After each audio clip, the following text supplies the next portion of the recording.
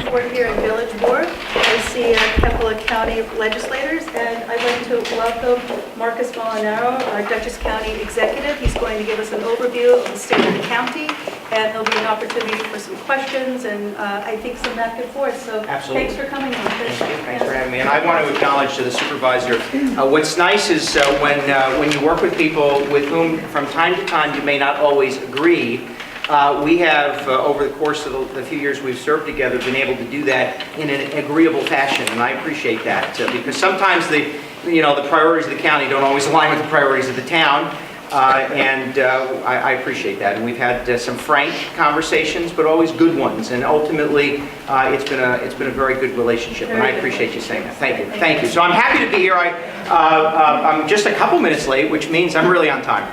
I have never started before 8 minutes late. Feel free just to walk on in. We just got started. I do want to acknowledge that legislators Mickey Strawinski and Joel Tyner are here with us. I'm going to say this up front so I don't get criticized, and I mean that. Legislators can ask questions, but it would be best if we allow the public to ask questions first, and then we'll make sure the legislature, who has, nearly unfettered access to somebody in county government, they can ask anytime. But if you want a question, I'll answer it. Just would like to get the public an opportunity to do that. So what I'd like to do is walk you through a little bit of the state of the county, if you will. Just got started. You haven't missed anything yet. Actually, we could be an hour in. You may not have missed anything. I know that the mayor's here as well. Mayor, I appreciate you being here. Heath Torello, we thank you. I know there are a number of local other elected officials. I want to get into trouble and start announcing all of them. But let me tell you first and foremost why these are important to me. How are you? Why these are important to me as part of the job that I do. I think many of you know I spent 12 years serving as mayor of the village of Tivoli. I always joke that if they could pay me a living wage, I probably never would have left the job until the voters wanted me out. Let me acknowledge County Clerk Brad Kendall is here with us. Thank you, Brad, for coming. We just got started. But what I learned as mayor of Tivoli is really the personal nature that local government ought to have with the people it serves. When I used to go from the village hall to the post office, it would take about 2 hours to get there and back, and the buildings are right next to each other. Because when you walk down the street and your local mayor, it could be somebody comes up to you to talk about the pothole out front, or maybe they had a problem with social services, or in Tivoli it could have been a wayward pig or a loose cow, or it could have been someone looking to get their birth certificate from 50, 60, 70 years ago. And what I learned then, and try now to apply as executive, is that it's not up to you to know what layer of government you're supposed to turn to for any number of issues. It would be nice if you did, but it's complicated, and there's layer upon layer, and you have lives to lead. So it's really up to us, it's incumbent upon us in elected office to be as open and responsive as we can. What I also learned is that despite the fact we spend a lot of time, money, and energy paying attention to presidential elections, the local elected officials generally have the greatest impact on your daily lives. So when I became county executive, it was my desire to try to open up county government to the extent we can, to be as responsive as we can, and to be as accessible as we can. We launched a number of tools, reworked the county's website. It's now nationally recognized for having the amount of information available. We have expanded, or actually established social media presence, and anybody who lives in the 21st century knows that you have to at least be able to communicate in the social media world. We also did a couple other things. We launched Dutchess Delivery, which is sort of like a constant contact for county government, where you can sign up to get regular updates from county government. The good news is you can sign up for the information you want, and you will not get information you don't want, except in states of emergency, and that's when we would override that to tell you a road's closed or a flood of some kind. But if you've not signed up for that, you can visit dutchessny.gov to do so. Additionally, on the county website is Dutchess Dashboard. This is a real-time sort of dashboard reflection of budget and fiscal indicators that we use to either make long-term budgeting decisions or obviously impact our day-to-day operations. And you can see that in real time. So it gives you a better understanding of some of the fiscal indicators that we use. And then last lastly, we launched Dutchess Dialogue, which is sort of a, it's the digestible version of me. I mean, and that, meaning that instead of sitting for an hour and listening to something, you might have short snippets from county departments or county volunteers or residents talking a little bit about different programs and services offered in a way that's a little bit more digestible than having to sit through a town hall meeting every time. And then this. Since becoming county executive 3.5 years ago, we have held now over 60 town hall forums in those 3 years. Now, this is the one time, I admit it, this is the one time you'll hear me tonight be sort of self-congratulating, only to tell you that if you take all the town hall meetings held by all the county executives in the region around Dutchess County, we in the last 3 years, I think, have had twice as many as all of them combined. Why? Because I think it's valuable that you hear from me and that you have an opportunity to ask questions, to criticize, to offer comments, so that we can ensure that as we make decisions in county government, they are somewhat reflective of your interests, your concerns, and your ideas and ideals. So, let's get started. Every year, the county executive delivers a State of the County address. I will admit mine are generally longer than they ought to be, but nevertheless, in February, we started talking about really the condition of the county, where we have been, and where we're headed. So when I came into office in 2012, you know this better than anyone, we were confronting 8 years of economic recession. Some could argue, and I don't know that I would argue against them, that the state in the region is still in something that resembles a recessionary condition. And I'll be happy to talk to you about some of the indicators that suggest that in Dutchess County. But 8 years of economic recession. Over the course of those 8 years, significant reduction in the county's assessed valuation, the value of your property. So the real estate market obviously was one of the reasons that we in this region felt the economic recession as we did, as acutely as we did. So I come into office with the county legislature, and we were confronting at the time a $40 million budget gap, the difference between projected expenditures and expected revenues. And at the same time, the budget that I came into office inheriting had appropriated the county's fund balance, meaning the savings account, so that a one-time infusion of cash in order to balance the 2012 budget. For those of you who know anything about saving money, you like to have some. But nevertheless, coming into office, no fund balance and a $40 million budget gap. At the same time, we were confronting substantial increases in services.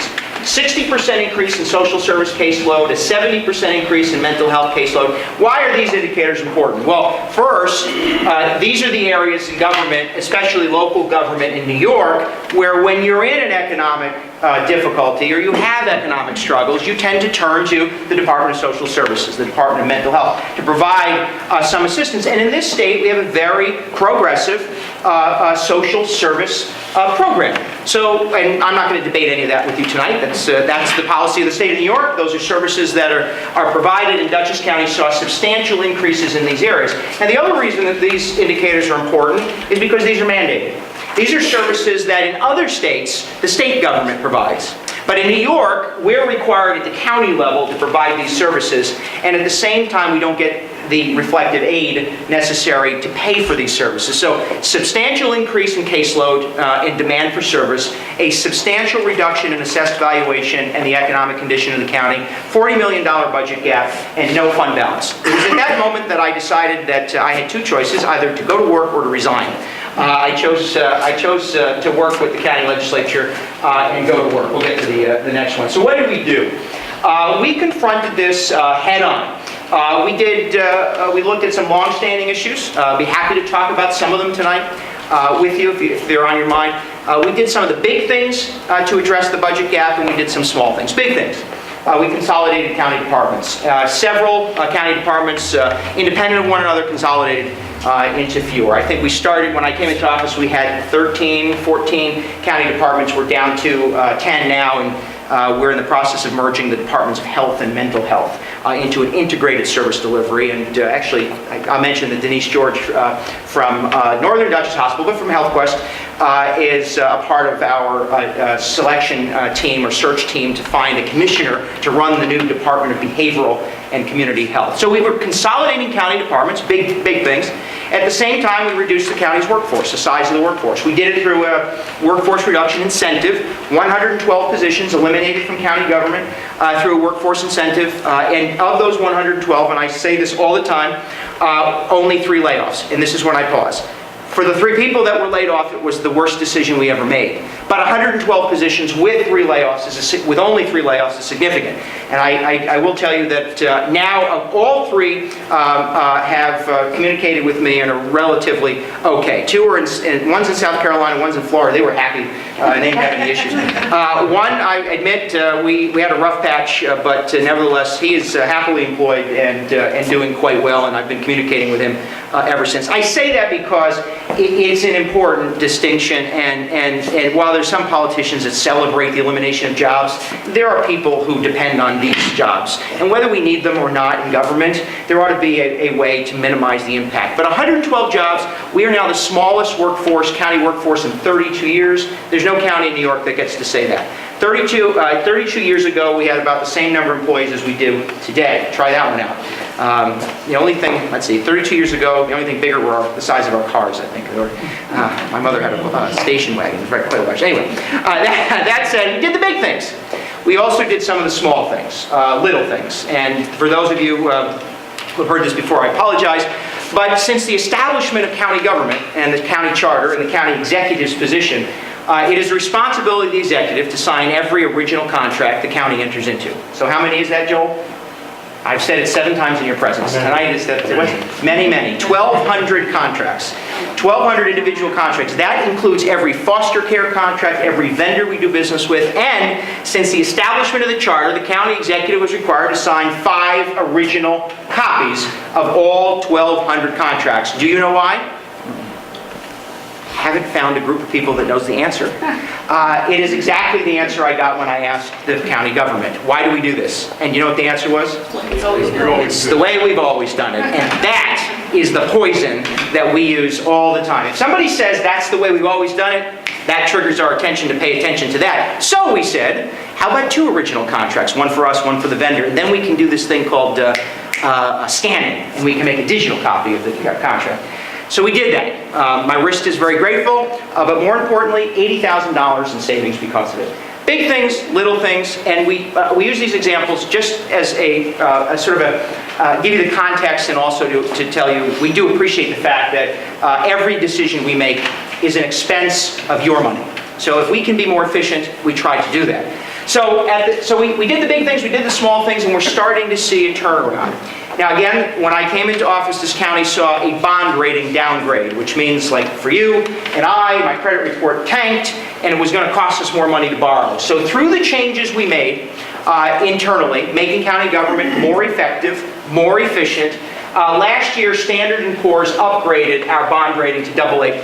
That puts us among the highest bond ratings in the state. Only one other county has a higher bond rating than we do, and we've been acknowledged by Standard & Poor's for the management of Dutchess County government and our strong financial practices, and that is positive. An increase in bond rating means it's less expensive when we borrow money. It's also a very important indicator to employers.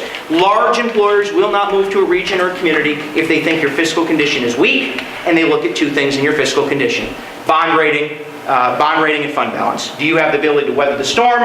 And are those who would lend you money suggesting that you are financially sound? Only one other county higher bond rating than we have. So that's an improvement. We started addressing some of the long-standing issues. Dutchess County has a solid waste management division, and the Resource Recovery Agency is the public authority established in the 1980s to manage garbage.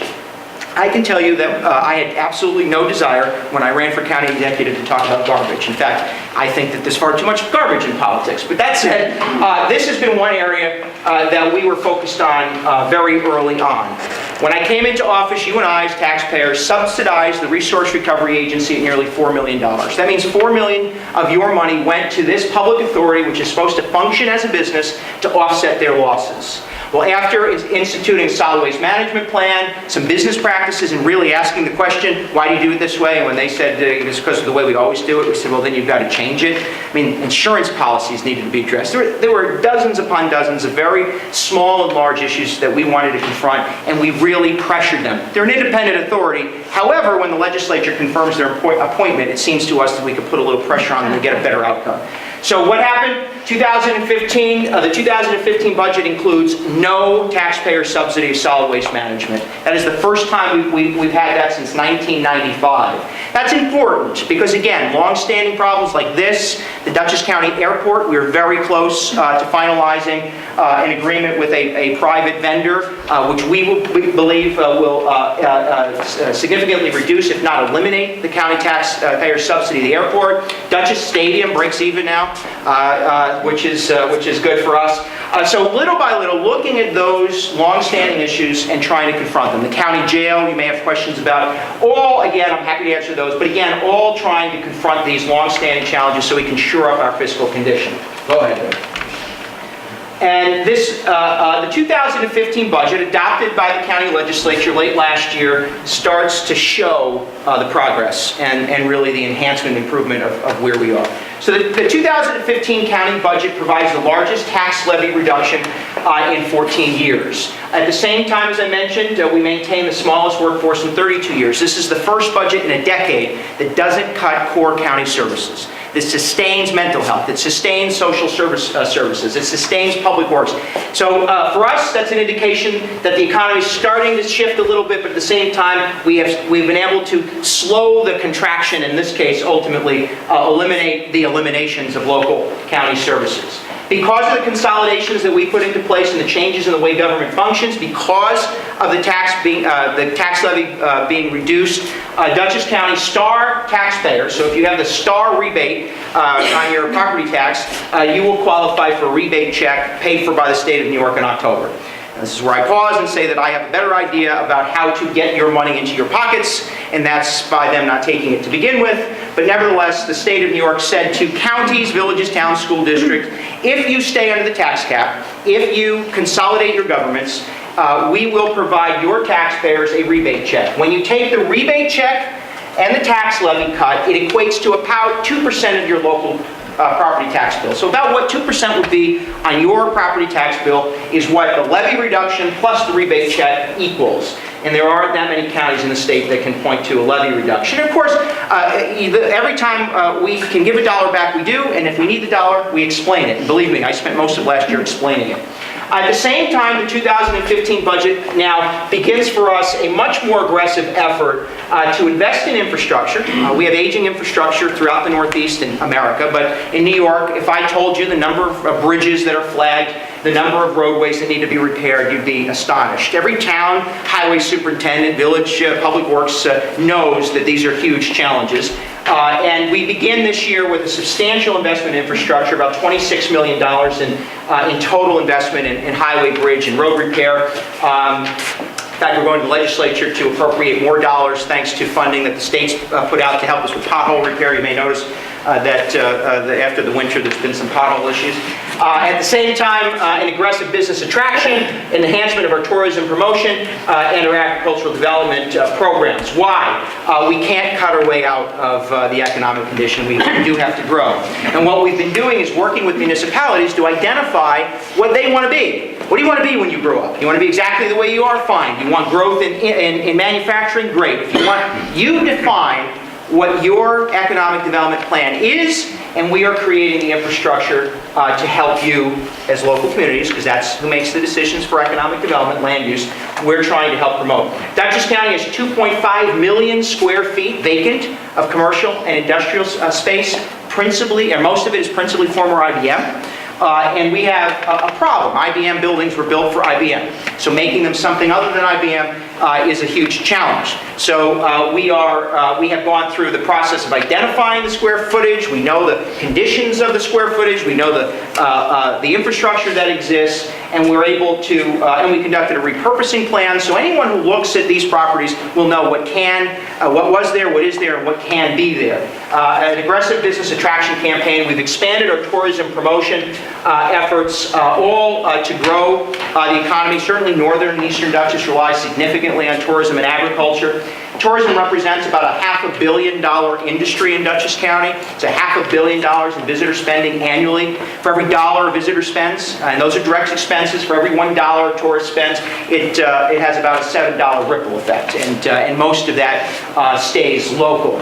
At the same time, when you combine tourism with agriculture, that represents about 8,700 jobs. And by investing in the business development of agriculture, you'll notice this doesn't say farmland protection, although we remain committed to farmland protection. This is agribusiness development. This is taking the business end of farming and trying to strengthen it. And for the first time, in as long as anyone can remember, Dutchess County has more acres farmed this year from last year. That's the first anyone can remember that. And we have seen significant increase in the value of the products being produced in Dutchess. And you don't have to look much further than across the street or at the farmer's market or where have you to see the benefit. Additionally, we've got this great development around agriculture that I like to call beer and wine-oriented development, but nevertheless, it's the vineyards, it's the wineries. I said at one town hall, the winos. I got that wrong.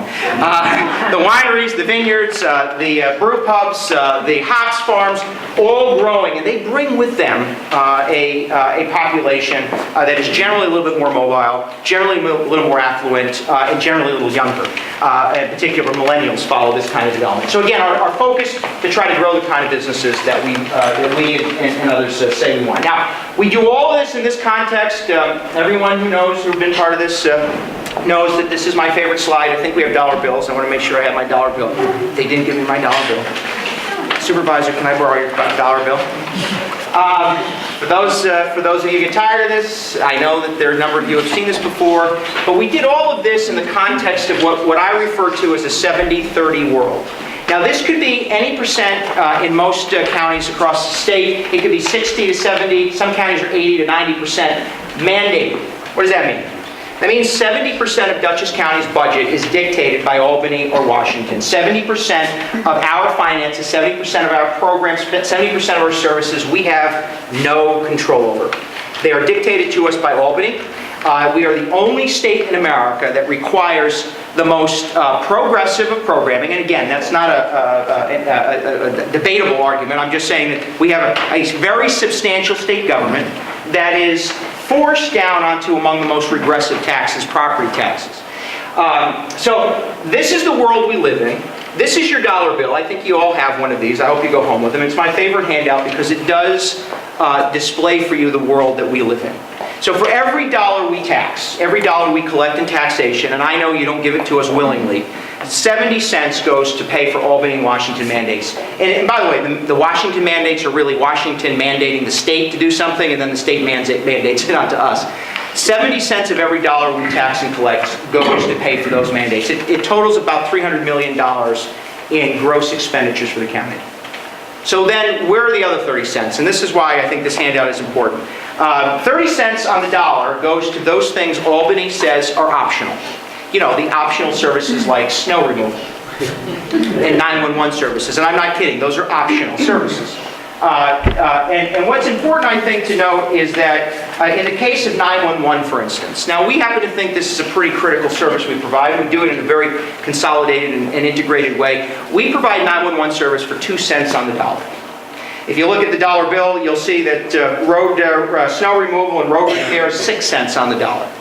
So this is the deal that I have said since coming into office. It's not a complaint. Some people told me stop whining about it. That'd be like getting punched every day and then saying, yeah, okay, I'd go home and get punched again.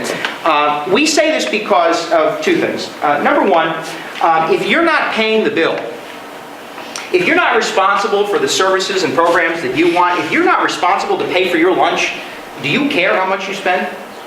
Now imagine 212 members of the state legislature. Do you think they care about efficiency?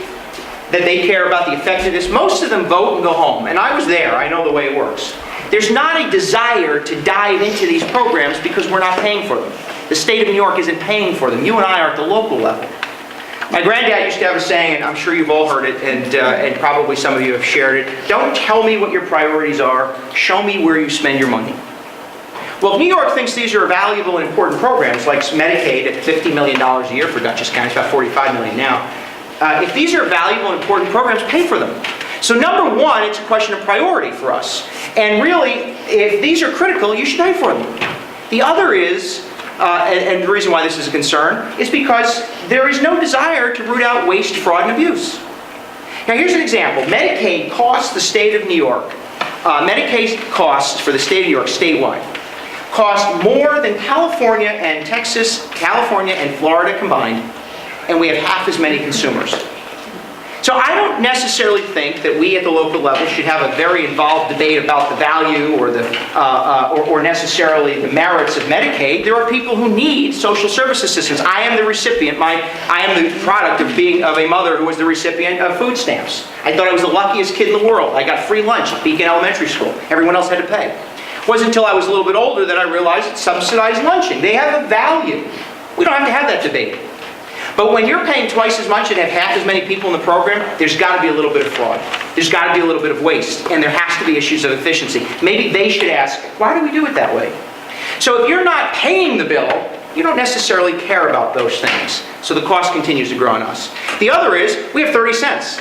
All we need to run county government is 30 cents on the dollar. 30 cents on the dollar. And I would make the argument, if the state of New York were to take 5 cents back, 10 cents back, 50 cents back, we don't want 30, 40, or 50 cents. We need 30 cents on the property tax dollar to provide the services we provide. And all I would argue and offer to you is that it's a valuable conversation because, as this red grows, it forces out our ability to provide those services. And then we're faced with the difficult decision of either cutting them or finding new ways to pay for them. And based on my experience, you don't like new ways of paying for them. So we end up eliminating them. And that's not healthy for us.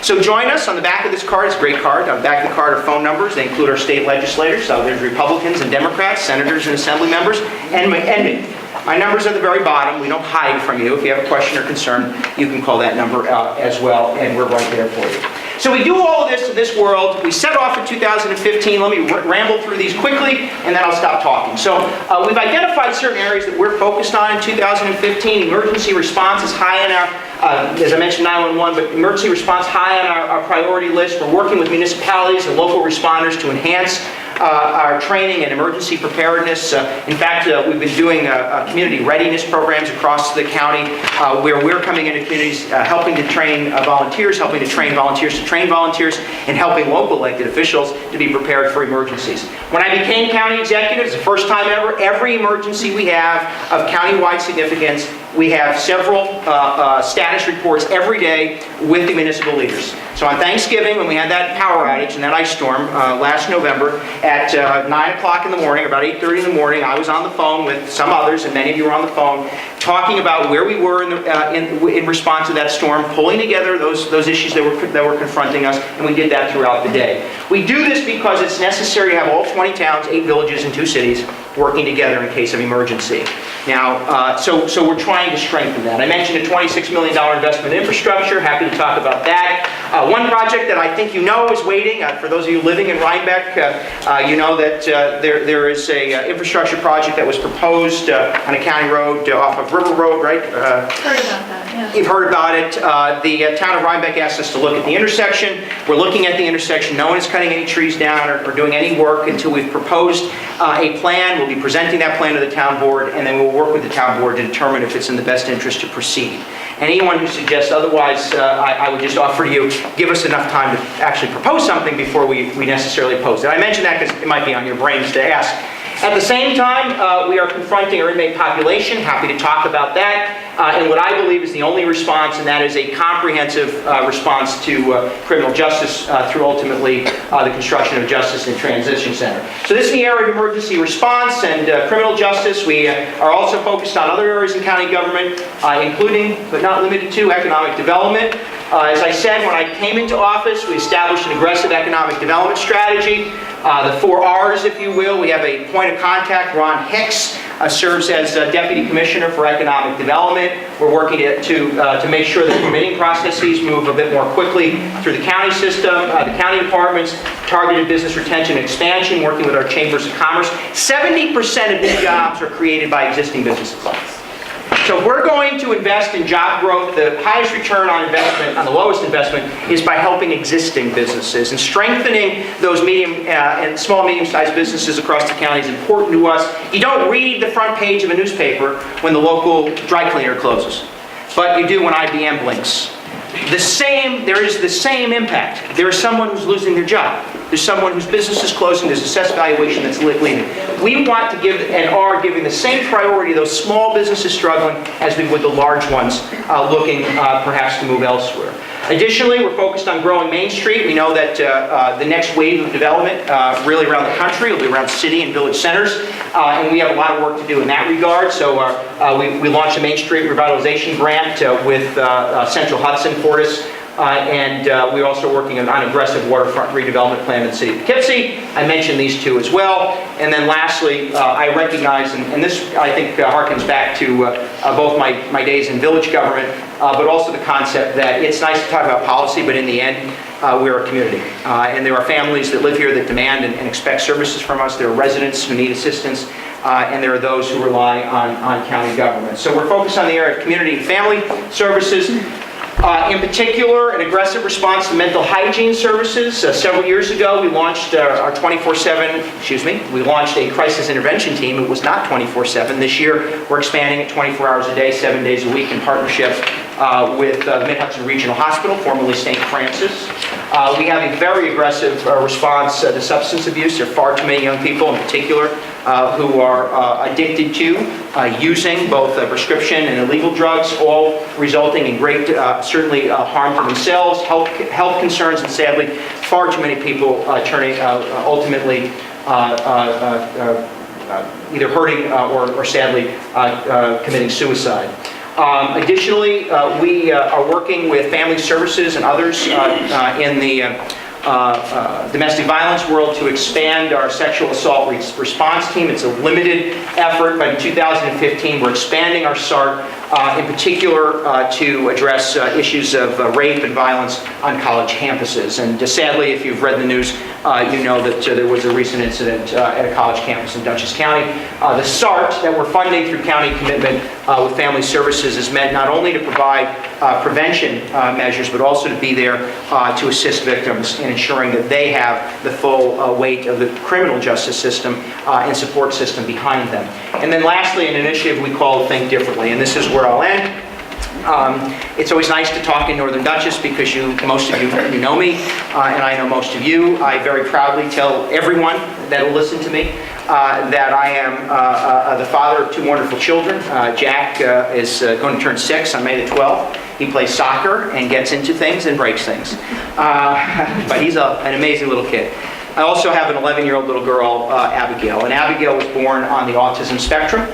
She lives with a seizure disorder and has significant developmental disabilities. As I mentioned at the State of the County and have said since, I am what you could call guilty of a quiet prejudice when it comes to those with special needs and developmental disabilities. As a younger person, I admit quite candidly that I don't know that I interacted with those with special needs or developmental disabilities all that much because I didn't know how, and I didn't feel comfortable. So I created barriers and obstacles between a relationship between me and maybe somebody that I could have been a friend to or somebody that I could have provided assistance to. And I think now as a parent of a child with developmental disabilities, I can tell you that we are well-intentioned, so many of us, and there's so many wonderful people who reach out to those with special needs. And then there are those, who might give us that sympathetic eye when we're in the diner and Abigail has an issue, or might say, it's got to be so difficult raising a child like that. And it's well-intentioned and well-meaning, but it also is, in a way, a little bit of a bias, isn't it? It's sort of that quiet prejudice of low expectation that maybe she can or can't do certain things. So what we're asking, both internally in county government and externally as a community, is to think differently. The concept that internally we need to make sure that the government, its facilities, its services, its resources are available and open to all residents no matter their ability. That the economy supports those of all backgrounds regardless of their ability. That our transportation system is available to all those regardless of ability. So internally we're trying to integrate the service delivery. We're building a resource directory so that we have a better understanding within county government on how to handle individual cases, individual residents, etc. And then we're working externally to say to businesses and others that it's time that we invest. We have a few priorities that we're focused on. We've been working with municipalities, and I'd encourage any town, village, or city to look at these as examples because we want to support more of these. The Challenger Field, a fully accessible baseball field in the town of Wappinger. Julie's Jungle is a completely accessible children's playground facility in the town of East Fishkill. We were able to direct federal dollars to finish those projects. We'll make those projects reality.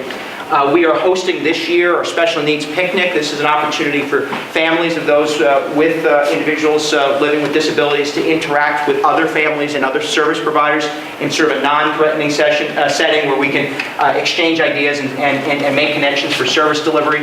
We're hosting our Special Needs Picnic. I want to acknowledge that a Northern Dutchess business, the Lyceum and Roosevelt Theaters. So the Roosevelt Theaters is hosting our special needs movie. This is where the theater is closed only to those with special needs. The lights are turned up a little bit, the sound is turned down a little bit to create an environment that's more open, in particular to those on the autism spectrum, and you get free reign of the place. And I have to tell you, I think one of the most difficult barriers, for a child or a family with a child that's special need is it's hard to walk into these settings. It's hard to go to the diner. It's hard to go to the movie theater and feel confident that you're going to make it without interrupting someone. And you know what? You may not look at us any differently, but we feel like we're interrupting your day. And many times kids are inside because they don't have the opportunity to experience some of these. So we're doing these to kind of open up opportunities. But as importantly, we are launching this year an autism training effort, an autism supportive environment. This is through the Anderson Center. We're partnering with them to provide training, education, and assistance to businesses in Dutchess County to make your business more accessible to those on the spectrum and those with special needs, to make your employees more customer friendly when it comes to dealing with those with special needs, and to help you as an employer understand that there are jobs within your business that if you were to partner with those organizations and individuals with special needs, there might be greater opportunity. And then lastly, and again, this is this year, lastly, we are conducting a significant first responder training. I have to tell you, my daughter is becoming more and more independent. We're in the kitchen, we're having a cup of coffee, and the next thing you know, she's in the driveway. Now, she's safe. I know she's safe. She's not going to bolt anywhere. But if you have kids, you know that if they're not, first of all, they're young and not in your eye line, you're nervous. My initial fear is, oh my gosh, where is she? Where did she go? Well, families all across Dutchess County responding to emergencies, in particular with special needs individuals involved, is frightening. Are the fire volunteers, I know that we have volunteers here, are the fire volunteers, are they prepared to respond? Do they know how to interact with a kid on the spectrum, or a child with Down syndrome? Do our 911 dispatchers know how to handle calls coming in from somebody with a developmental disability? And do law enforcement officials know how to respond? And as young people start to age up and out, and there's a greater degree of independence, we want to be prepared. So we are expanding our training opportunities, and then the most exciting thing I can tell you, and you're the first town hall to hear it, is this. This is personally exciting to me. This is politically exciting to me. This is professionally exciting to me. We announced today that Dutchess County has been selected to host the New York State Special Olympics Winter Games in 2016 and 2017, and that's where I want to close because this is a.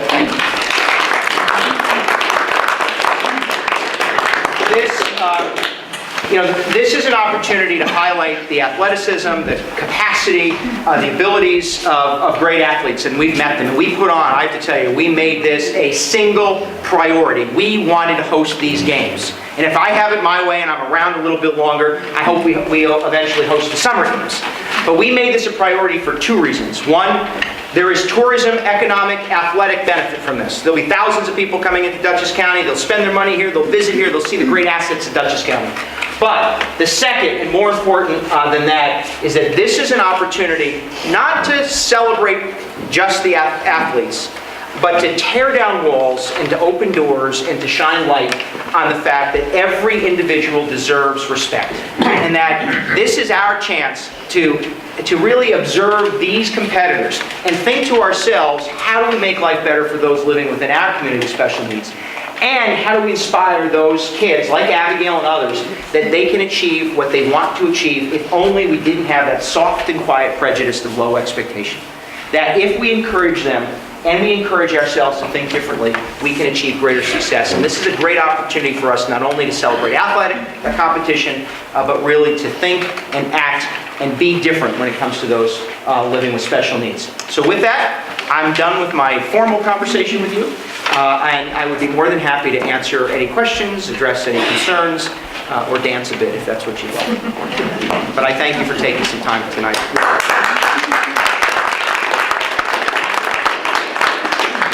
No questions? Thank you.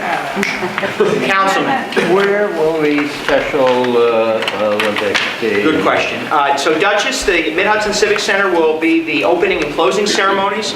The McCann Ice Arena at the Mid-Hudson Civic Center will be the figure skating competition. Bowdoin Park, which is a Dutchess County park, will be the snowshoeing and cross-country skiing competitions.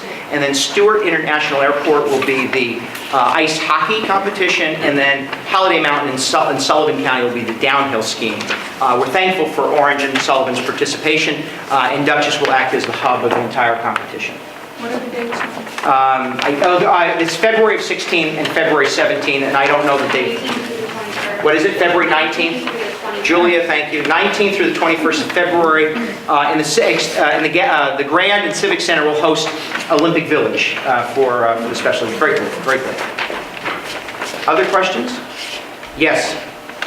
Bring us up to date on the status of the 223 prisoners out of the county. The county jail? I hate this question. Not because I don't like answering it, it's just a long answer. Let's go to the videotape. Okay, so let me give some context. First and foremost, I think many of you might know this, but Dutchess County has a county jail. We are mandated to have a county jail. In fact, constitutionally by the state of New York, we have to have a county jail. Why? Because there are certain people judges believe should be in jail while their cases are adjudicated. Judges decide who's in the jail. No one else gets to decide that but them, with the district attorney and the public defender and or defense attorneys. Dutchess has a county jail. It is the least efficient county jail in the state of New York. It houses 257 inmates. We have a problem, however, and that is on any given day, we have 505 inmates. We have been dealing with overpopulation. It's not overcrowding, because we can't put people in the jail that the state doesn't allow us to put there.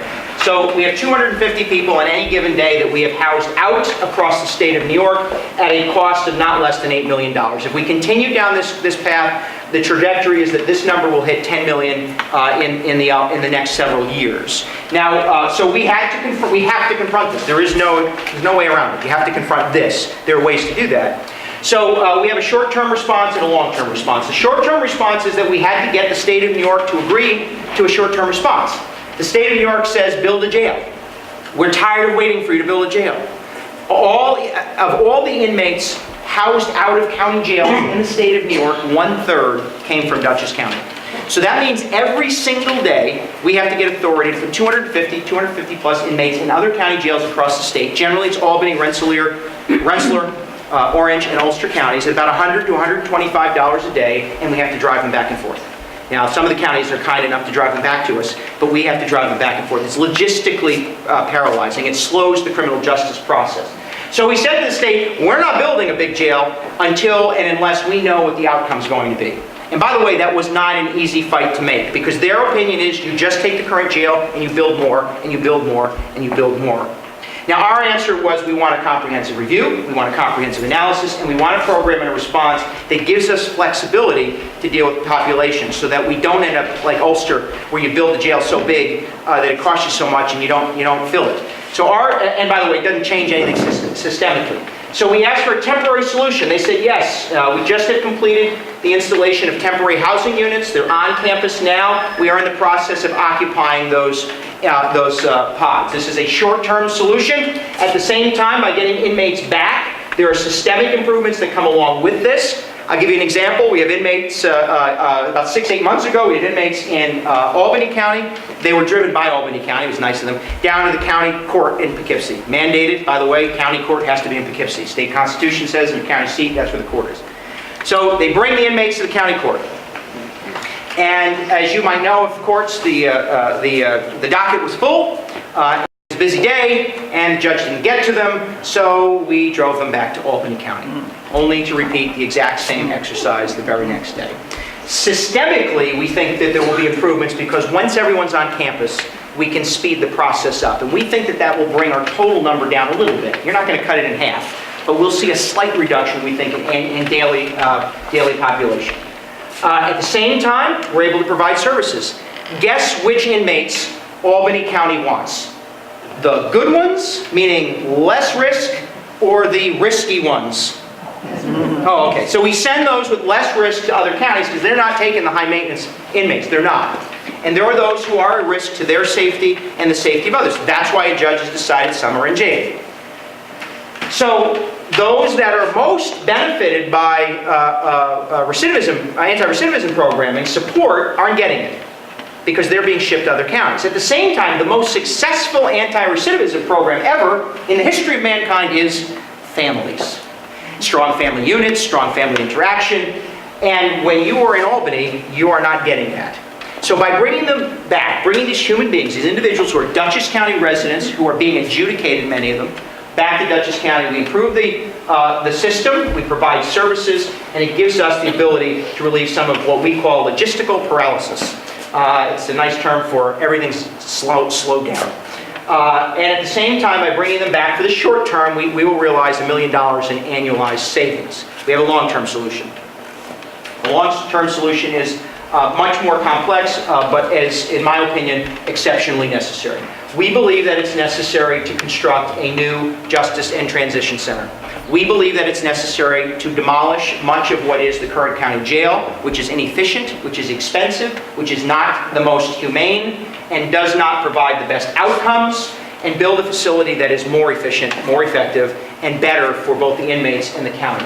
So we've established a transition team to do the needs assessment. It's a year-long process we're in the middle of. A special populations work group, because within the inmate populations are those with mental health. 60–70% of those within the jail have mental health or drug-related issues. Women, juveniles, etc. To review outcome-based programs across the country to determine what would be best for us.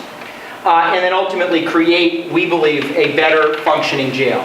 Now, why is Dutchess County's jail so inefficient? Well, it's old and outdated. We, as I mentioned, have the most inefficient jail in the state. For every 1.3 inmates, we have 1 correction officer. For every 1.3 inmates, we have 1 correction officer. Do you have a circle? I don't have a circle, but I have a pen. Well, that doesn't help me. This is a rectangle. This is how jails are built. They look like rectangles. And old jails are built by bisecting rectangles, and then we create hallways. And in those hallways, you have cells. Well, if you take a rectangle and cross it twice, you have how many? Probably 4 other rectangles. At every intersection, at every corner, at every hallway bisect, we have to have staff. We have to have a correction officer. Okay? I have to draw it now. This is a circle. You don't know that jails kind of look like this, modern jails kind of look like this, because you don't see them. They look like rectangles on the outside, because if they look like circles, they wouldn't be so pretty. But on the inside, jails are built more like this. Some of them are squares, but the same concept, where the cells are built around the perimeter, and the correction officer serves in the middle or on the side, and they can observe everything. Modern jails built today can achieve higher than, but about 4 inmates for every 1 correction officer. So we go from 1.3 inmates to 1 correction officer to, let's say, just as high as 4. I'll accept 3 if you want to be critical. 3 inmates to 1 correction officer. Shrink the size of the workforce, which is the only way you're going to save money, and reinvest those dollars either in programs or in direct savings. At the same time, then just go back to the 250, the fact slide, the yellow slide. We can't sustain this. This is bleeding us. And at $8.5 million in the cost of inmate housing out, if you were to build about a $120 million jail, and by the way, that's a very expensive jail. That's a big project. But you have to weigh the capital versus the operating versus the annualized cost. And then you come to a conclusion. If you use any one of those without consideration of all of them, you've not made an intelligent decision. A $120 million jail borrowed over a 20-year period, or plus, because we can get longer borrowing if necessary, a $120 million jail borrowed would cost annually less than the $8.5 million we currently spend in housing out. At the same time, if you go from 1.3 inmates to one correction officer to 3 inmates to 1 correction officer, you save significantly on labor costs, and again, those dollars can be reinvested in other programs, other services, and perhaps real relief to taxpayers. It is the only solution that works. I will have this debate until I'm blue in the face. There is not a solution that solves this problem without construction. And there are some who want to construct an addition to the county jail. You would take this rectangle at 1.3 inmates to 1 correction officer and add this circle. Does that save anything? All it does is give you a better ratio on the new construction, and then it's not cost effective to do it. And here's our commitment. The only way we build a new jail is if it produces the outcomes we just said. If we can get the staff numbers down, if we can get the capital cost to a reasonable number that gets us below the annualized cost of housing out, then it's worth considering. Now, at the same time, bring up the Bex, the Bexar County. This is why I hate this question, because you cannot answer it. I apologize, Red.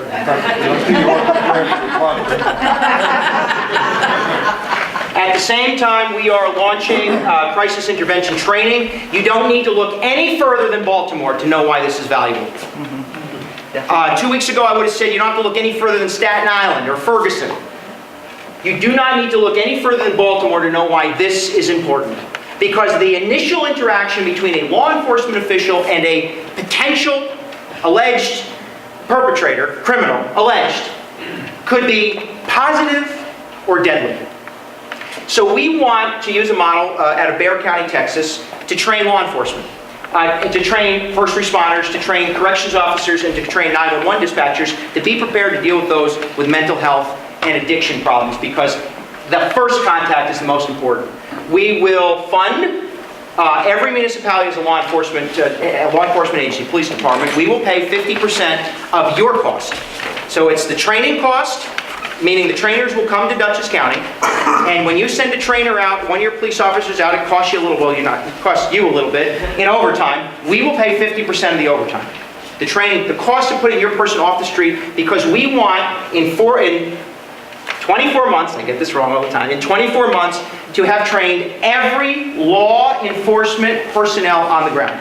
Every police officer in Dutchess County within 24 months, this training. We will be the only county in America to have that accomplished, the only one in America. That's important. Now, at the same time, we want to build a recovery center, an intervention center, a diversion center, where we can take those with mental health issues out of the criminal justice system, the jail model, and put them in a resource center where you can present yourself with addiction, mental health.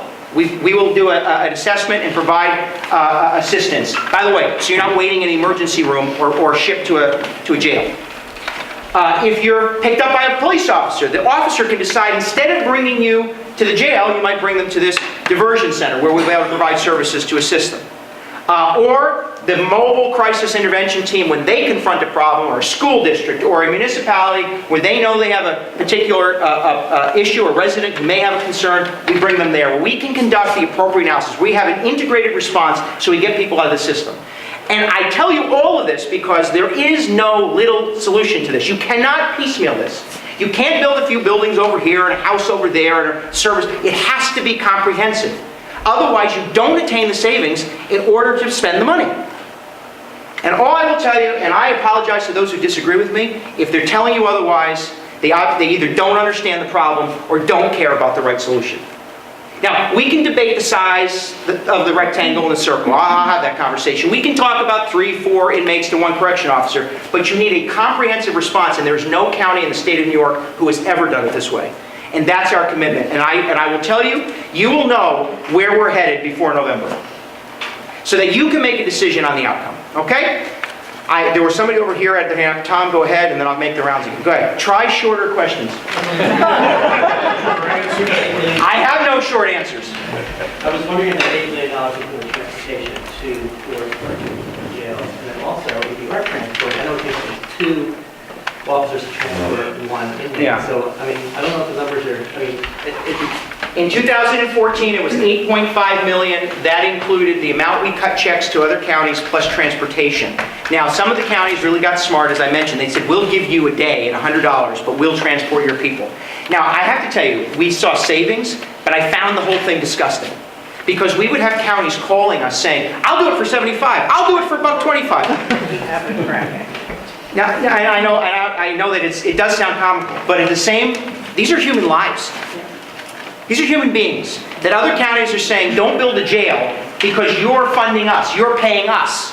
I had a county beg me, I won't tell you the county, beg me that we don't go down this road, and they would give us a better rate because they need the revenue. These are human beings. Okay, that's the cost. Yes, ma'am, and then over here. Why aren't they using electronic monitoring? We are. Oh, we are. But it's very slow. No, we're not. No, we have among the most aggressive alternatives in the state of New York. We have 1,500 individuals in the criminal justice system. 500 of them are in jail. Nearly 1,000 of them are in ATI programming, including electronic monitoring, self-monitoring, which means you have to check in each day, and then other supportive programs. There's no county outside of the city of New York that has as expansive a program as we do. And what I would say to you is that the other part of the equation is I don't get to decide who is on an ATI. A judge does. So the one area that we've been able to impact the outcome is by expanding the public defense. Now this is when I sound like a liberal, and I'm okay with it. Every human being in this country deserves adequate representation in court, which in this state, up until about a year ago, meant except for arraignment. And there are town and village and city justices who believe that they're right to make a decision on an individual without that individual having legal representation. So the state of New York, several counties have been sued. We're not one of those being sued. And the state of New York said, oh, by the way, we're scared to death because we're going to lose. And they did lose. So this county, when I became county executive, expanded our public defense. Why? Because everybody in our county deserves legal representation throughout the process. I'm sorry, it is constitutionally protected, and in our opinion, it is in the best interest of the county. So your point, we have a public defense mechanism that is aggressive in saying, if the person is safe, if they're not at risk, we want them home, we want them monitored. But we don't win all those arguments. And every single day, we have an inmate in jail. Twice a day, once on weekends, we do the same evaluation. And we go back to the judge and say, you know, they've been really good today. Let's get them out if they can. So we do the best we can to keep them out of the system. But when you look at it, 500 people in jail, nearly 1,000 in ATI, and then about 500 or 700 in probation. We're below the national average. The national per 1,000 is just about where we are in total, if you will, incarceration, ATI, jail, and probation. But we do our best, and in fact, as the state debates lowering the age of responsibility from, lower the age, 18 to 17, right? No, the other way around, 17 to 18, up. Raise the age, 17 to 18. Where right now, if you're 17 years old, you're treated as an adult in the system. The state is going to expand that, wants to change it to 18. Every county in the state is saying, no, don't do this because it's going to cost us a fortune. We're okay with it. You know why? Because for the last decade, we have so expanded our probation and our alternative programming that we are pretty much financially able to weather that change. That we already have the infrastructure needed to deal with keeping kids out of jail. And I again will tell you, the most productive anti-recidivism program is family. And if we can keep a young person in the family unit, assuming it's supportive, a family unit, or at least the support of a family unit, the better off we are and the better we're able to keep them from entering the jail. Yes, ma'am. Well, Mark, really nice to be able to talk with you for the first time since you've been supervisor. Well, I'm sorry, I You just remember? called. June Sanderson. I know you quite well. Yeah. And I'm really impressed because I didn't know how many things you have on your plate. And you're taking it seriously, and You're efficient, and from what I know of you, you're wonderfully honest. So stop there.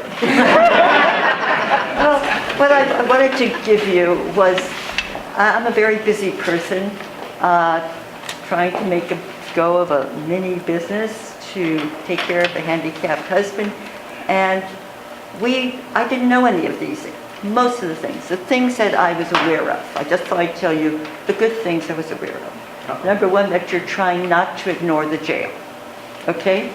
And that we were concerned with. And I don't get the Poughkeepsie Journal, so I don't get a lot of information. I'm going to do this only because I have no problem with you complimenting me. And that's perfectly fine, but if you want, and I don't want to be rude, but if you want to ask a question, let's do that, Okay. so that if there are, I'll do one or two others. I don't want to keep everybody, I'm very happy to have you compliment me, but let's, save that for private conversation. But one of the things I've noticed in politics, and basically what we're talking about is politics and government. Yeah. Until recently, the very earth, the very environment that sustains all this activity is primarily ignored. And I'll give you an example. It's nothing to do with Dutchess County, but the New York Times had no person in charge of environmental reporting for 2 years. Yeah. And that's, If you want to circle around a question, I'll take it. yeah. So when I ran for town board, one of the things that most people, I went to 700 homes, one of the things that scared the people in the town of Clinton most was what was going to happen to their lovely area. Monster power lines. Well, that's new. I mean, that was Okay. before my time. I tried. Or after my time. So the thing is, what really scares me is in Armenia, we have is Armenia in Dutchess? Yes. Okay. There's a question. For all these people who read the paper, and even in the paper I read, it is a really frightening precedent of putting in an enclave of people who are apart from the community, and to give them the upper 0.5% the benefit of living here. And what bothers me is not necessarily what they're doing, but it's the precedent to look at this development of this community and our beautiful town, which I think is the prettiest in all of Dutchess County. It basically is a model or a footprint. So let me- to take advantage. You're not going to let me do this, are you? No. Let me respond to the concept of Silo Ridge, which is what you're talking about. Is that basically the question in the area? So why don't we do this so that I can make sure we get... But there's No more to buts. it. Go I ahead. know, I understand, but I just want to make sure that everybody, if they do have a question, gets to it. You and I can continue the back and forth. Silo Ridge is a $500 million project in the town of Armenia. It takes the former Silo Ridge or Sagala's golf course and converts it into what is a private community. I would argue that just about every community is private, only in that you don't allow guests into your house unless they're invited. But that said, it is a private investment, a private developer who bought private land and is creating a community that, yes, will definitely cater to those of a particular income range. And those individuals have just as much right to buy a house that they want as you and I poor folk do, right? But at the same time, what we have done with the town of Armenia and the county planning department is attempted to the extent we can integrate the project, which means, in the case of this project, trying to make it a bit more community oriented. Connection to the train station, resources and businesses and shops, mixed use that will be open to residents. And that it's not a closed, gated community. But you are correct, it is one of the first and few in the county that is what would be traditionally referred to as a closed community. But they have right to do it. And what I would tell you is if a community doesn't want it, if a community wants a particular outcome, you have the most important tool at your disposal, and that's your zoning code. And by the way, you're in the town of Rhinebeck, or village of Rhinebeck, where they have made an art form and quite candidly, a profession at a very carefully worded zoning code, master planning, and comprehensive planning. So all I would offer to you is that we, as the county, don't have the right to tell a town what they should allow and don't allow, but we are aggressively helping them to understand what their rights are as communities to develop zoning code. And then, by the way, if you choose to adhere to your zoning code, we say thank you very much, you're adhering to your zoning code. But if you don't, the county is in the position of saying, wait a minute, we just gave you all these resources, we helped you create a master plan, create a zoning code, and then it takes 3.5 years to build a, ice cream stand. If that's what you said you wanted, the process should move a little bit more quickly. And we're trying to make it clear. But to your point, every municipality has the right to make that decision under New York's, no, I'll let you come back again. Under New York State's environmental code, land use laws, municipalities get to make that determination. And we will desperately try to integrate development to the rest of the community as best we can, but we're kind of pricking at the edge of the issue. Private property rights are really sacred in the state of New York. So, but I get what you're saying, and hopefully, though, as the economy turns around, there'll be guided development in and around those areas that make the most sense for communities. Yes, I don't want to be impolite. but you're going to be. Why? Yes, I have to leave. I'm sorry. Ricky has to leave because we're going to close for the final meeting on the grant you gave us for shared services. You're welcome. And this is the end of it. No, it's not the end of it. It's the beginning of the implementation. The town, thank you, and I appreciate you both for going to that. So thanks very much. I know the town of Red Hook, Village of Red Hook, and Village of Tivoli are in the process of considering the consolidation of their public works departments. Dutchess County funded that through our Consolidation of Government Shared Services Grant Program. Yes, sir. Can you tell me what recourse, if any, we have against the high capacity zone initiative now that the courts have reaffirmed it? Okay, I want to make sure, the FERC decision. Yes. Yes, okay. So are you all familiar with what this basically is? So there are capacity zones established throughout the country, regulated principally by local or state organizations. These capacities are in the state of New York, the Independent Services or Service Operators, ISO. Those are the, in essence, those capacity zones establishes the rates that you and I pay for energy generation.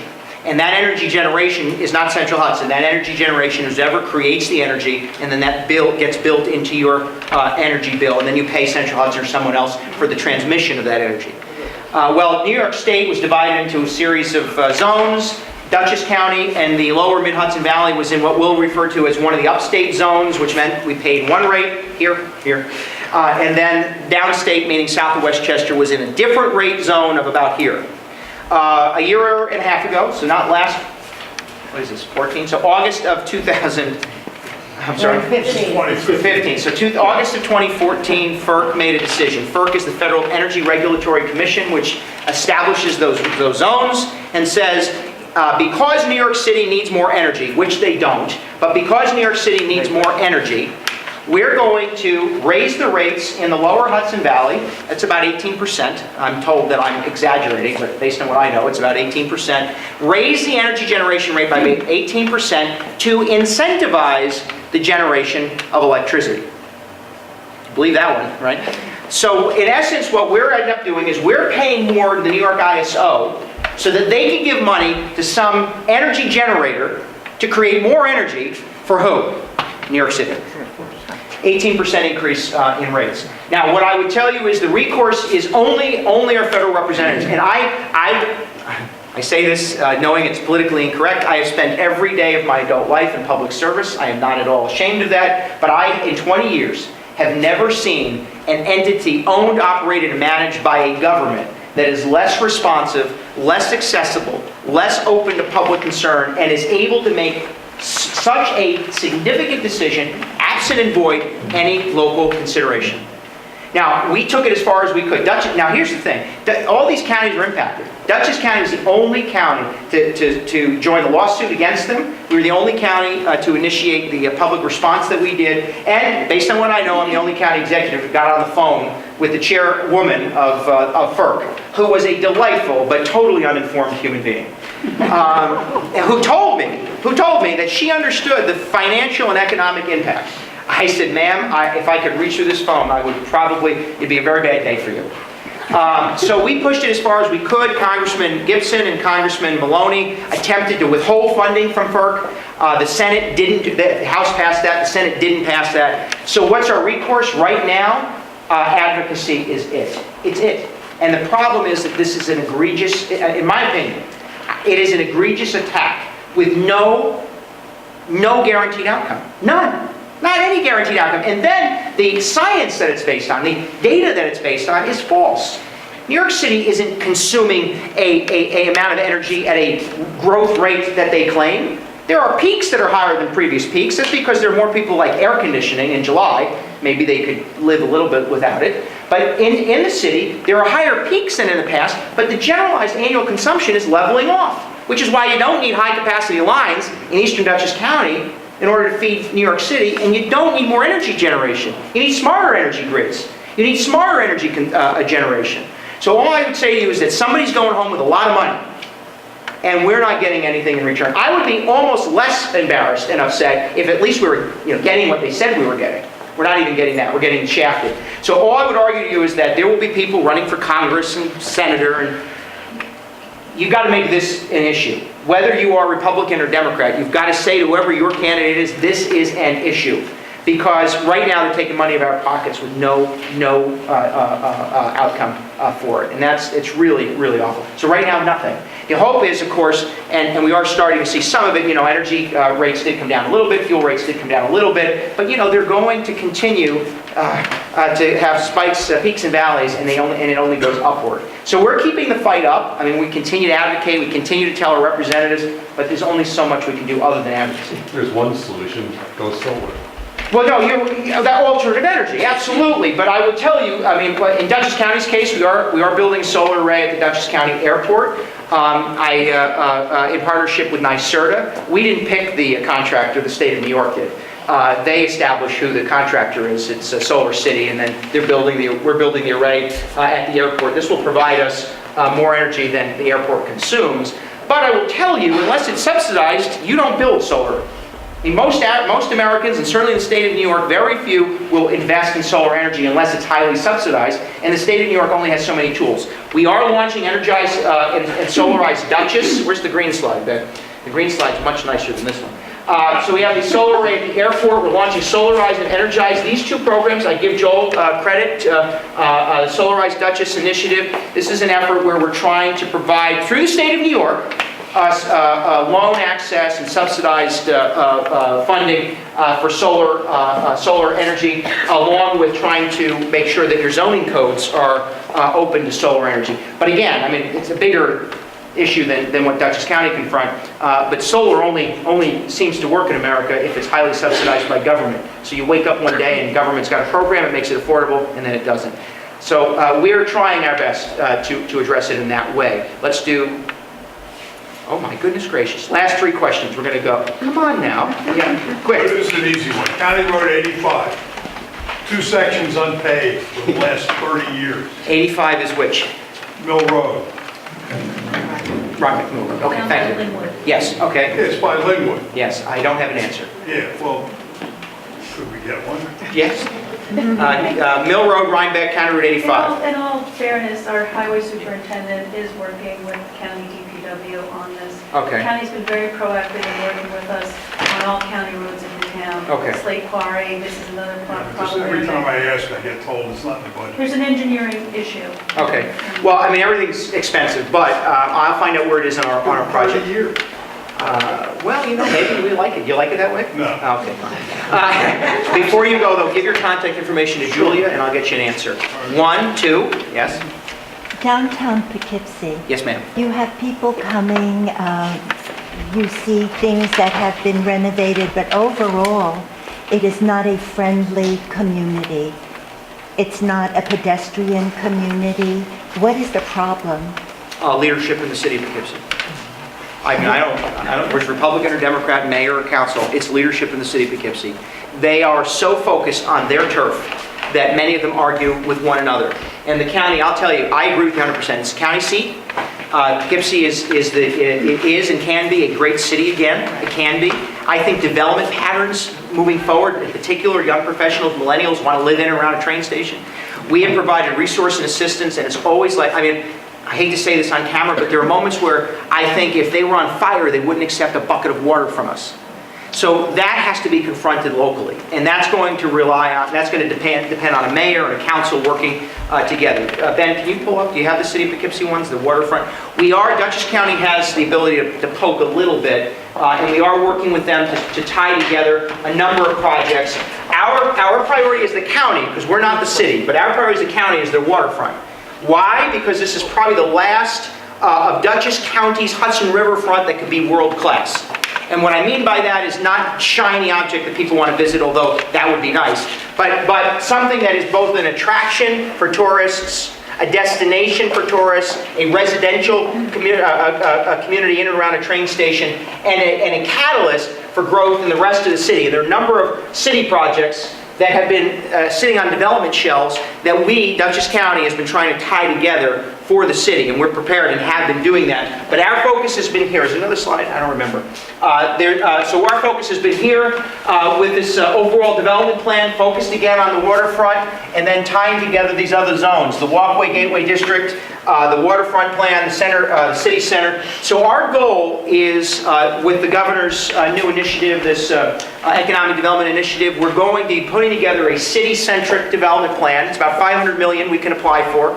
City-centric, it'll principally be Beacon, Poughkeepsie, and then we'll work to make sure there's benefit in the rest of the county. But Beacon and Poughkeepsie, that's the governor's priority, city development, where we can start to bring the infrastructure necessary to bring about the pedestrian access, the sidewalk enhancements, the commercial enhancements, and the development. Our focus, Dutchess County's focus, is in and around the train station, the Poughkeepsie train station here. We have a transit-oriented development design that we think is very exciting. We're working with Metro North to get their RFP, they own the land, to get their bidding process going this year so we can start to attract developers. My experience is very small when it comes to community revitalization. It's Tivoli, okay? But I've been around a long time. But it's all the same. In Tivoli, when we painted the village hall and repaired the storefront of the village hall, the neighbor painted their house. And then the neighbor painted their house. And then the neighbor did their front lawn. And then it's the broken windows theory, right? We believe that by working, I mean, who has money to spend? Do you have $100 million to spend? I don't have $100 million to spend. But, and by the way, there is not a lot of land that you can immediately develop. The train station, perfectly prime. It's vacant outside of the train station, so it's developable. And Metro North, MTA, has the resource to find the right development. So let's use that, in our opinion, as the catalyst to bring investment to the waterfront and at the same time ensure that our development plan along the river expands to the rest of the city. And I will tell you what's going to happen is either they're going to embrace this or a wave of development is going to crash beyond them. It's just going to forget them.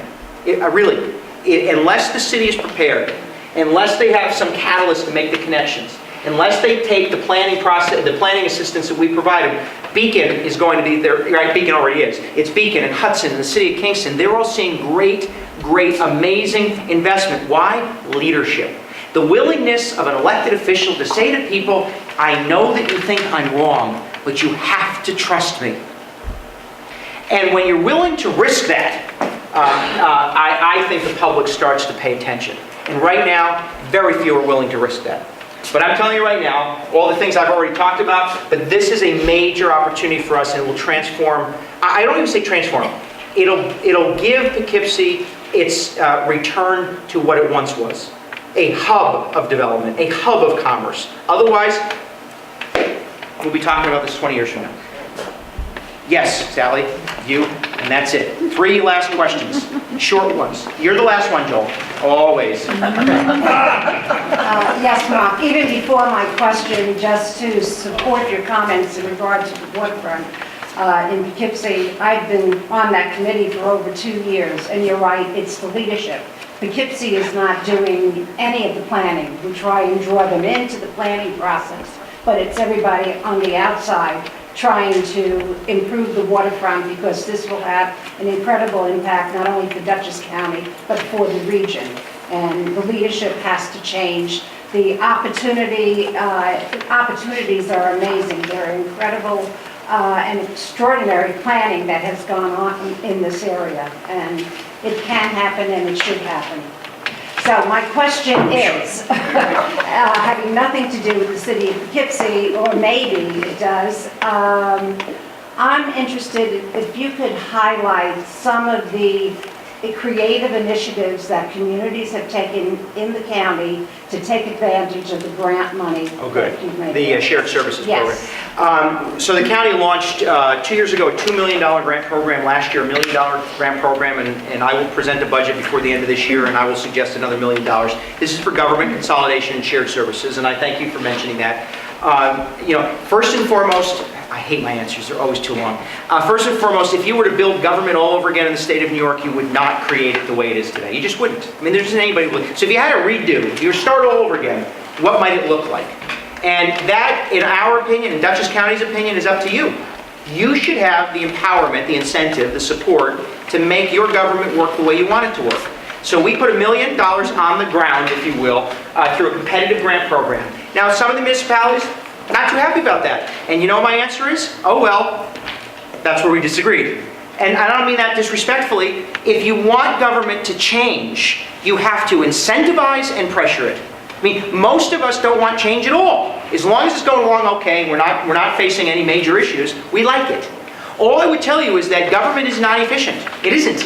It just isn't efficient in the state of New York. We are desperately concerned about the decal on the side of our truck. And that, to me, was always offensive when the Red Hook Town Highway Department would drive down their road, lift up their plow at the village road, drive across the county road and drop it. Now, don't get me wrong, Tivoli did the same thing. And getting them to change that is very difficult. Well, it's not our road, it's not our insurance, we don't have a contract. I mean, it goes on and on, it's all your money. So my position has been, I know the tricks of the trade, I have been in local government, I get what you want to accomplish, but it's not up to me to tell you how to bring the outcome, how to make it work. So instead of telling you do it this way, we're saying we're putting the opportunity on the table. You have creative ideas. Amenia and Beekman, Amenia and Dover merged their assessor and their code enforcement officers into one, single officer, single for 2 municipalities. City of Beacon is consolidating their firehouses into a single, they believe, a single firehouse in the City of Beacon. The City of Beacon, the Town of Fishkill, and the Village of Fishkill are analyzing the consolidation of their police force into one. Village of Red Hook, Village of Tivoli, Town of Red Hook, consolidating, I'm sorry, I'm going too fast, consolidating their public works, But I have the idea. consolidating their public works department into one. For the first time in as long as anyone can remember, we have 2 fire departments, Roosevelt and Hyde Park. Did I get that one right? Statsburg and Hyde Park moving forward with consolidating into a single fire department. And there are 12 municipalities in Dutchess County who are now sharing code, building, and zoning enforcement technology, software, and hardware.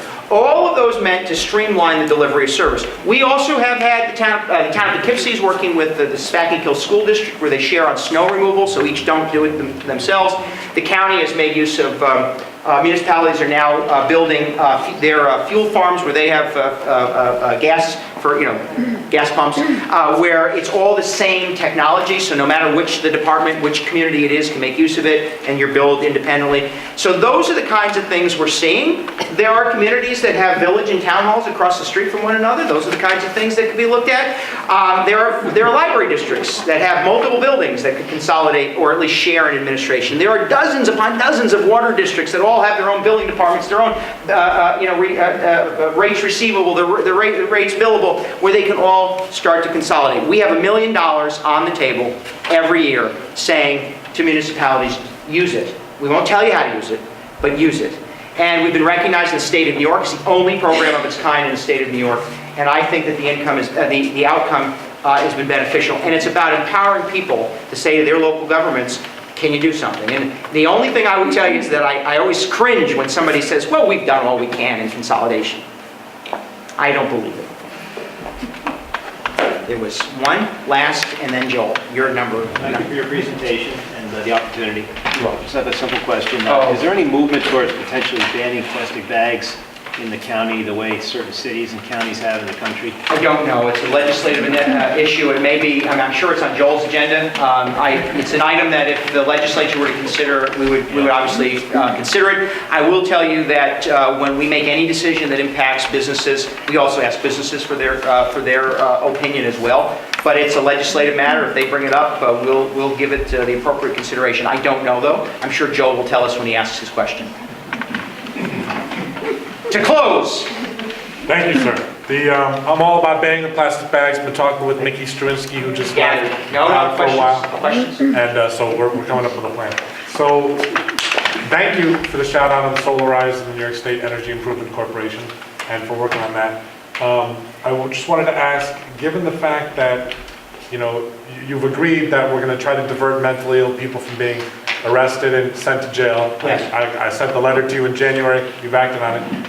At the end of January, Steve Mitchell of People Incorporated told everybody at the Bardavon at the CJC External Advisory Group meeting that there were 800 empty beds in Bexar County, Texas. That's true. And of course, Miami-Dade County, the jail census went from 7,800 to 4,800, and they saved $12 million a year by diverting mentally ill from being arrested and sent to jail. So considering the mentally ill, the state parole violators, the women, the low bail amounts, what New York City is doing with decriminalizing, I'm just saying that, especially because the CJC says 80% of the inmates have substance abuse or mental health issues, is it time to maybe consider looking at Miami-Dade County and Bexar County that we may not, because we're trying to get to that magic number of 200, right?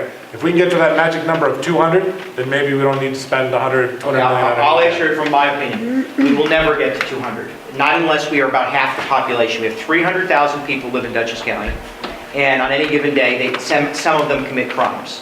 Some of those people who commit crimes have addiction or mental health issues. The ones that can be treated as patients, we want to pull out of the jail system. But the ones that we can't treat as patients are treated as criminals. That is not my determination. It's not your determination. It's a judge's determination. Now, I will give you this. You make at least an obvious argument. That is correct. In fact, I said it too. Bexar County, Texas. Miami-Dade is slightly different. And by the way, we resemble nothing. We are nothing like either of those communities. One is San Antonio, Texas, and one is another urban center in Florida. Those counties didn't have the problem we had. In other words, they simply had inmates in a jail, and they wanted to get inmates out of the jail. We have had inmates not in a jail. So we have been coming up, and you know this, whether you like all the programs we offer or not, but Dutchess County has an extensive amount of alternatives to incarceration. So we have taken about, as I mentioned to you, there's about 500 in jail. I'm going to do this again. Did I get it right? And about 700 or so out of jail. Does that sound about the number I told you before? So you have 800 in jail and 700 in those programs. Well, guess what Bexar County, Texas did? They had 4,000, 3,800 inmates. What was the number? I know Miami-Dade County was 7,800. Okay, so they took those inmates that they had in jail, they created a structure to move them into alternatives, and that's where they are. We have already created the structure to support a significant number in alternatives. So what we believe is that the number between those that are in jail and that those are adequate and able to receive mental health services is not going to be 400 people. It's not going to be 300 people. Not on any given day.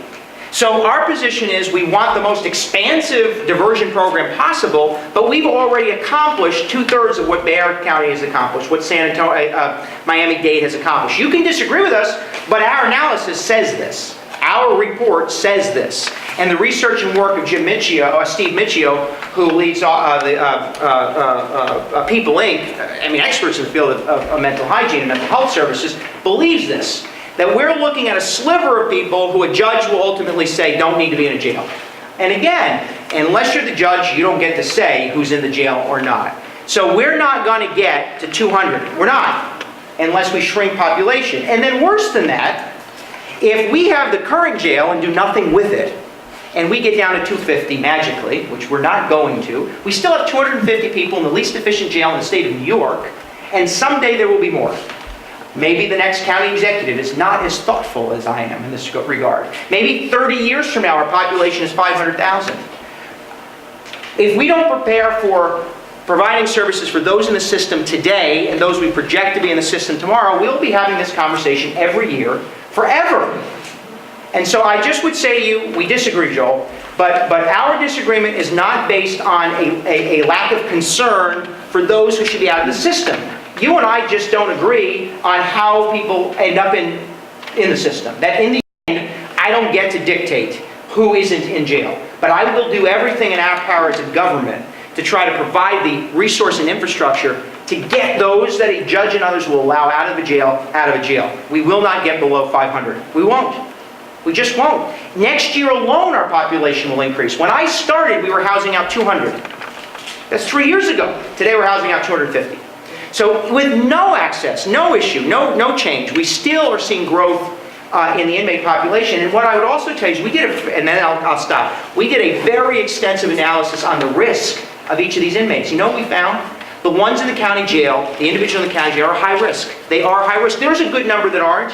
There are a good number that are there, but they're there for a day. They come in, they're booked, we analyze them, we get them out. And you know this. You know that there's, the day we asked them, how many are in there for low-level drug offense? 5. Okay, they're there for a day. They're not there for a week or a month, they're there for a day. The rest who are there for 10 and 11 months are high risk. It means they're a risk to themselves and to the community. When somebody says to me, well, yeah, it's a low-level offense, okay, but a low-level offense could be somebody who drove while intoxicated. A low-level offense could be somebody who committed a domestic violence attack against an individual. But in the end, those who are in the county jail today are very high risk. And our goal now is, instead of talking in broad generalities, to say, how do we create a system that would allow us to provide the right assistance to each of those 400, 500 people in a way that affects an outcome so they don't return. Today, the bigger concern than just 80%, up to 80% of drug or mental health issues, is that 90% return into the community. Meaning, you don't go anywhere else. 10% of our inmate population goes to a state facility, federal facility. Everyone else comes back to Dutchess County in 10 months. We want those people to re-enter the community so they don't re-enter the jail system.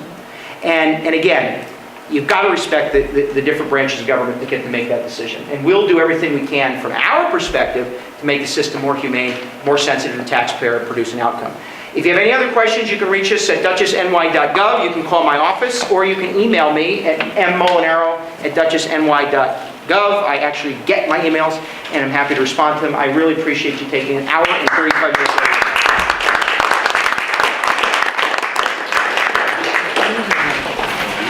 Have a good night.